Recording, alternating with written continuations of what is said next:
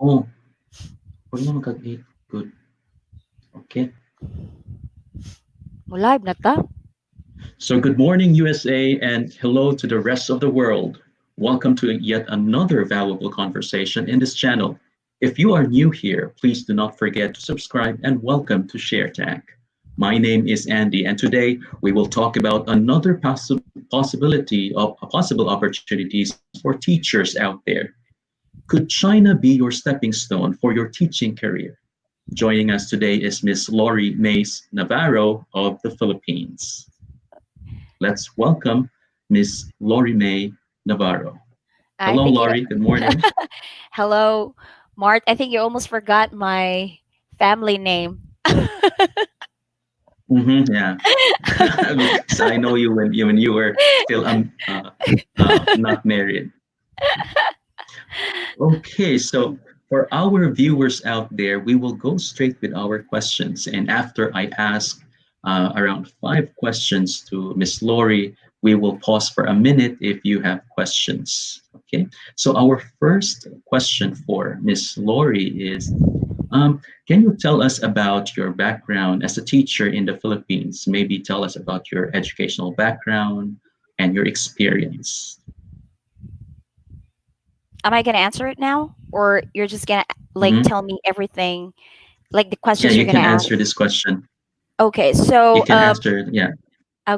first, I took a bachelor of secondary education, majored in English from Cebu Normal University, and I Mm-hmm. also like studied TEFL C from Columbia University, and I also studied Mm-hmm. like TESOL from School of Canada. Mm-hmm. Yeah, that's So, so that's my educational background, but like my work mm-hmm. experience, um Mm-hmm. I've worked in a Korean company for quite a long time as in an ESL company, as an English Mm-hmm. communication specialist. And I also worked in a Japanese company, ESL company, as a manager.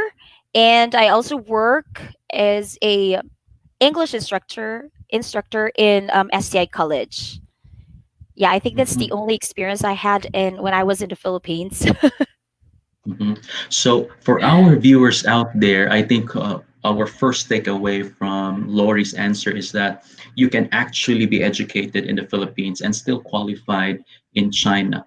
But I'm wondering though, do you have to study in those universities abroad, like Columbia? I think you mentioned Columbia and the school in Canada. Mhm. Well, actually, you don't need to be like educated with like from other countries. You have It's okay to be like to go to the school in the Philippines, but you have to take TEFL Mm-hmm. C because that's one of the requirements when you want to teach in China. I see. Okay, I hope those are clear for our viewers.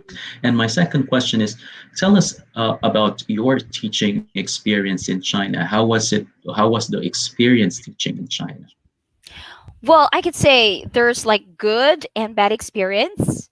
Well, the yes, of course. Like, in every country, I think racism is really present. So I also experienced that when I worked before my first job. I worked in one of the biggest like schools in China, which is connected to Walt Disney Company, and it's called like Disney English. So I worked there before. So you can't really deny the fact that there are some clients who really choose like um, teachers from English native speaking countries. So yeah, so those are like bad experience, but actually it doesn't happen all the time. Most of the time, the experience is really fulfilling. Um, and I think it also depends with the company. It's really good. It's very easy. You like if you want to teach English in China, you don't need to, to know all the grammar rules. As long as you can speak English, you know the sentence structure. So that's really okay. So as long as you're passionate with what Mhm. you're doing, passionate in teaching, so I think you're like good to go as Mhm. a teacher. Well, thank you for that answer. And My next question is, how were you able to find teaching jobs in China? I think this is very important question, especially for our viewers who are trying to look for a teaching position abroad. Mhm.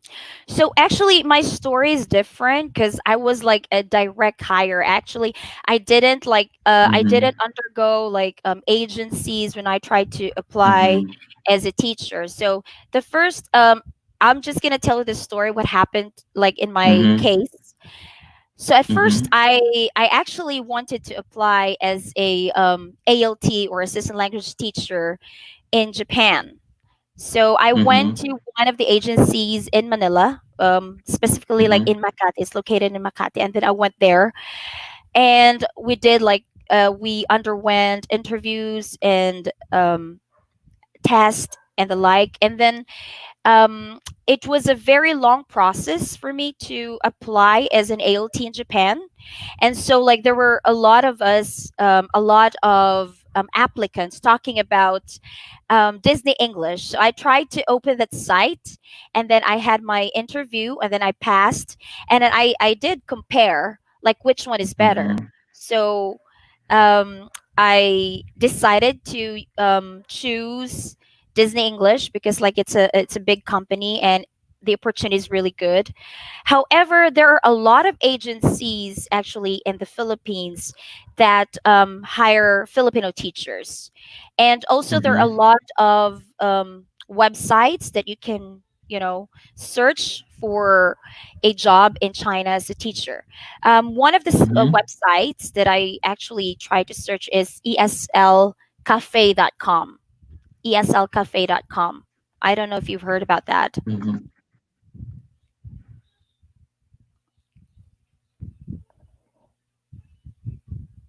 I cannot hear you. I think you are muted. So Okay. ESLFA.com. Okay. That's right. Mhm. So, what preparations did you make in order to teach in China? Well, actually, it was quite a long times, but I wrote the things that I remember. So I have here.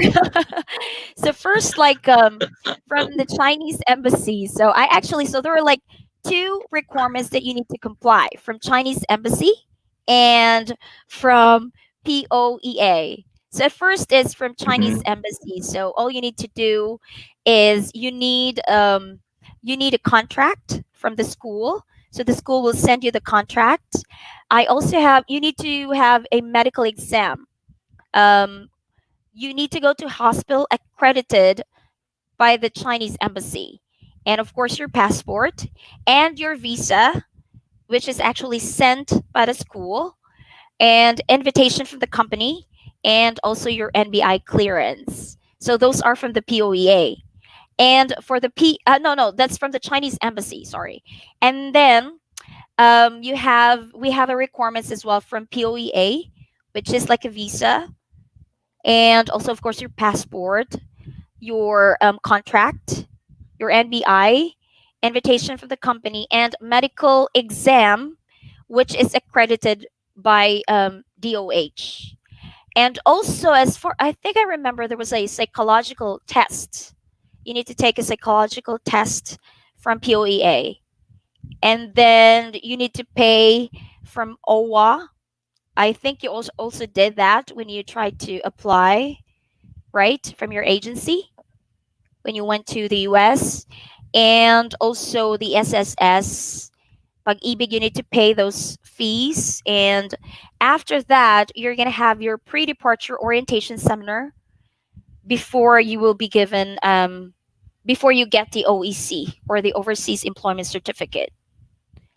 I think that's all that, as far as I remember, those are the requirements that are needed.